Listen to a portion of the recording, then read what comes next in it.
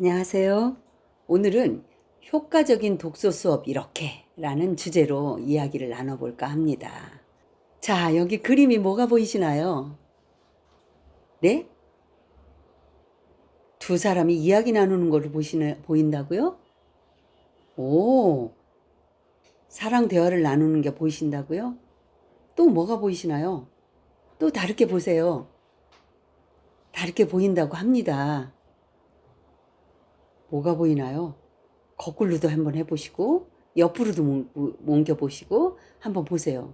아이들하고 제가 답을 주시면 또 아하 이렇게 되는 이렇게 아하 하는 거하고 그 다음에 또 안 찾아보게 돼요. 그래서 이 그림을 보시면 탁 보면 보이는 거 가지고 보시고 탁 보고 그 다음에 더 자세히 보면 뭐가 보이는지 이 그림엔 여러 가지 그림이 보인다고 합니다. 그러니까 한번 아이하고 한번 찾아보세요. 어떤 그림이 보이는지. 그리고 하면 아이들이 굉장히 도움이 되고요. 이걸 확대해서 보여주면 아이들도 도움이 됩니다. 한번 해보세요. 그 다음에 이제 효과적인 독서 수업 이렇게에 대한 이야기를 하면서 제가 수업 중, 수업 후에 대한 이야기를 했어요. 좀 전 시간에 이 단일 수업 40분간 수업에 이루어지는 그것을 말씀을 드렸는데 지금은 어떤 수업 중에는 어떤 거, 수업 전에는 어떤 거, 수업 후에는 어떤 활동이 이루어지면 도움이 될까 하는 이야기를 좀 대화를 나눠보고 싶습니다. 이야기를 나눠보려고 합니다. 자, 지금까지 말씀드렸지만 수업 전에는 어떻게 독서 그거에 대한 이야기를 하느냐 얘기를 했어요.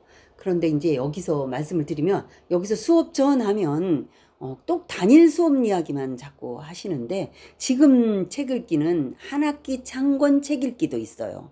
그렇죠. 한 권 책 읽기는 그 책을 계속 이렇게 읽는 방법도 있기 때문에 수업 전 독서 지도는 여기서 말씀을 드립니다. 수업 전 독서 지도는 다른 게 아니에요. 독서를 할 수 있는 어떤 그런 기반을 다져주는 거예요. 기반을 다져주는 걸 제가 수업 전 지도라고 말씀을 드립니다. 수업 전 지도는 아까 제가 과제란 말씀을 드렸는데 과제보다는 수업 전에 우리 반에서 우리 집에서 독서할 수 있는 분위기를 조성해 주는 게 수업 전에 해야 할 일이에요. 그래서 아이들이 무슨 말이 있으면 인터넷을 찾아보는 것도 좋고요.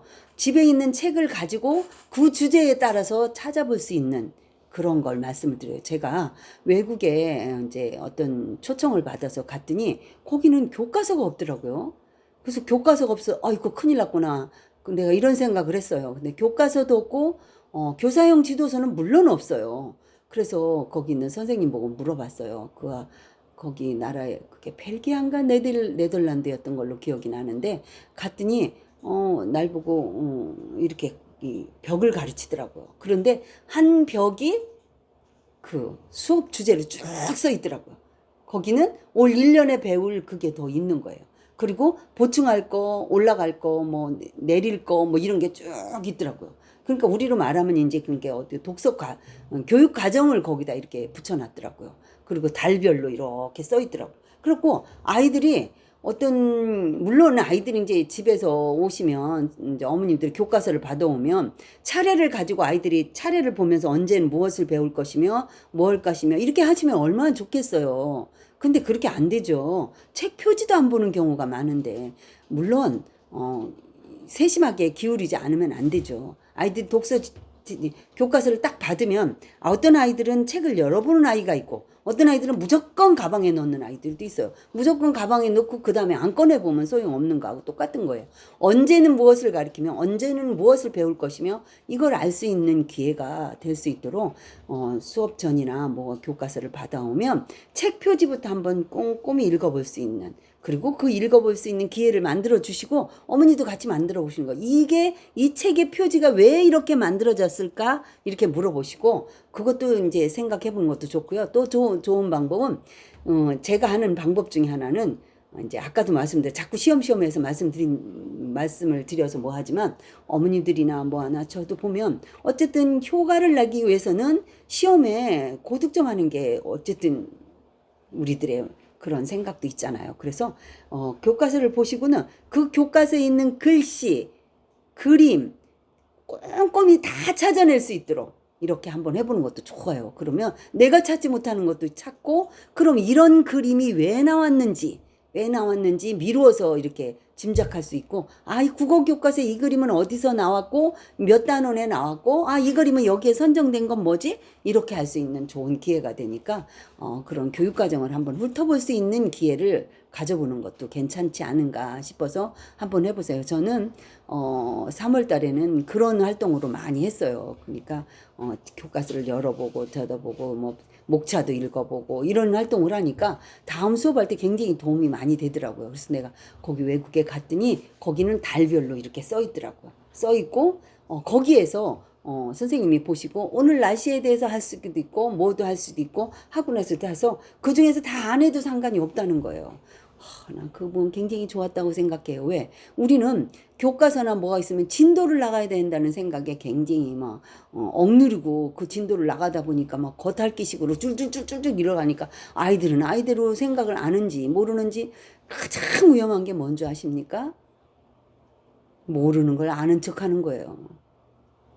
그게 더 힘들어요. 그리고 여러분들 경험이 있겠지만 공부를 아예 안 했을 때는 몰라서 찍으면 어쩌다 맞을 수 있어요. 몰라서 찍은 거는. 그런데 아는 척 하다가 다 틀리는 경우가 많아요. 그래서 아는 척 하는 게 굉장히 위험한 상황이라서 모르는 걸 모른다고 얘기할 수 있는 그런 용기가 만들 수 있도록 꼭 반드시 교육과정을 꼭 차례를 한번 쭉 훑어보는 게 어떤가 하고, 그 아이들이 그 외국에 갔을 때 그 선생님 말씀이 제가 귀에서 드리는데, 교육과정을 아이들은 늘 본다는 거예요. 늘 벽에 그게 큼직하게 써 있으니까 교육과정을 보면서 아이들이 아, 이거구나 저거구나 알 수 있어서 굉장히 좋다고 하는 생각을 했어요. 그래서 저는 나만의 몸을 갖춘다면 그렇게 해보겠다 하는 생각을 가졌어요. 그런데 제가 돌아와서 그때는 이제 관리직에서 갔으니까 학교에 적용하기는 쉽지 않더라고요. 그게. 그래서 그리고 교과서라는 게 이게 있어요. 빨리빨리 변하잖아요. 세상은 엄청 변하고 있어요. 막 빨리빨리 변하고 있는데 교과서는 그대로 있어요. 거기에. 그 변화하는 걸 못 따라가서. 그쵸? 그런 경우가 있어요. 그래서 어떻게 보면 또 죽은 공부가 되는 경우가 있더라고요. 그래서 교과서 그걸 가지고 차례도 한번 살펴보고, 이 차례는 지금 어떻게 변했는지, 이 목차는 어떻게 변하면 좋은지 이런 것도 한번 살펴보는 게 어떨까 싶어서 수업 전이란 이야기를 제가 수업 전에 이런 이야기를 한번 해봤고요. 수업 중에는 정말로 집중할 수 있도록 하는 게 굉장히 중요해요. 그 40분 수업이 정말 값진 보물 같은 시간이 될 수 있도록 수업 중에 집중할 수 있는 집중도를 키우는 게 굉장히 도움이 많이 됩니다. 집중도를 키우려면 뭐가 있어야 되나요? 그렇죠. 재미있지 않으면 안 해요. 재미있어야 해요. 재미있지 않으면 안 됩니다. 재미있지 않으면 수업 중에는 수업이 제대로 이루어질 수가 없어요. 그래서 수업 중에는 집중을 할 수 있는 반듯한 어떤 팁이 있어야 돼요. 아이들을 끌어모을 수 있는 그런 팁이 있어야 돼요. 이 아이 저 아이 다 다르기 때문에 수업에 집중할 수 있는 그런 팁 같은 거. 그 다음에 아이들은 몸을 움직이는 걸 굉장히 좋아해요. 우리도 몇 시간 앉아있으면 꾸벅꾸벅 졸기하고 똑같은 얘기예요. 그래서 아이들이 수업에 집중할 수 있도록 선생님은 그런 몸을 활용할 수 있는 어떤 그런 다양한 그런 걸 만들어 보는 것도 굉장히 도움이 되고요. 그 집중할 수 있는 걸 하기 위해서는 아이들하고 발표력을 키울 수 있도록 아이들이 말 한마디라도 할 수 있는 그런 골고루 될 수 있는 그런 수업 중 활동을 만들어가는 게 도움이 되지 않을까 싶어요. 어느 아이도 처지지 않도록, 그 다음에 거기서 이제 예의도 지킬 수 있도록 수업 중에는 집중할 수 있는 그런 자료라든지 팁이라든지 아이디어라든지 신체 활동을 구안하셔서 활용하시면 되고요. 그래서 우리는 이렇게 해서 왜 집중 이렇게 하기도 했었어요. 그런데 그런 활동을 너무 많이 하다 보면 또 수업에 방해되는 경우가 많으니까 수업할 수 있는 게 그거 있고요. 그 다음 수업 중에 또 좋은 방법 중에 모든 구성입니다. 모든 구성은 가장 좋은 구성이 뭘까요? T자 구성입니다.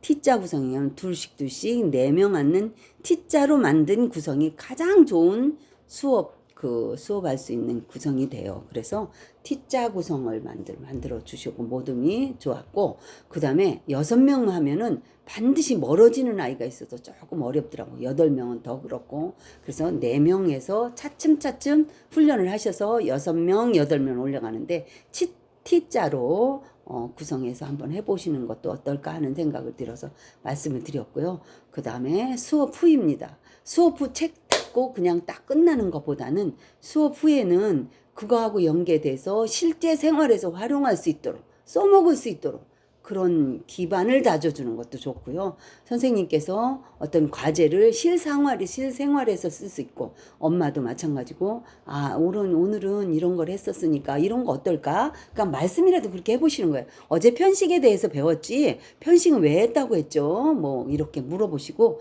수업 중에는 반드시 실제 생활하고 연결해 들 수 있도록, 실제 이렇게 실생활하고 연결이 될 수 있는 방법을 써보시는 게 어떻고요. 아이가 어떻게 보면 우리가 엄마 이거 학교에서 배운 거야, 아니면 이거 책에서 나온 거야, 이거 이렇게 하면 어떨까, 이렇게 해보는 게 어떤가 그런 생각도 들어요. 온라인 교육의 길잡이 동방박사